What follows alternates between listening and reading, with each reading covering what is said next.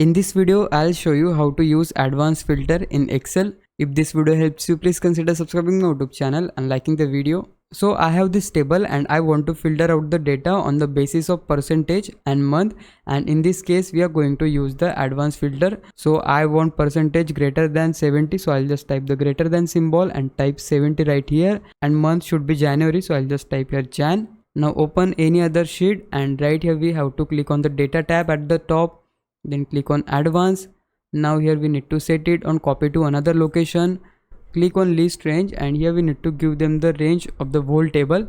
So just select your table from top to bottom including your headings, and in the criteria range we need to give them the criteria which we have created recently. So this is the criteria. I'll just select it, and in the copy to section you can just select any cell where you want to copy the filter data. So I'll just select the first cell, click on OK, and yeah, you can see we got the data by using the advanced filter in Excel.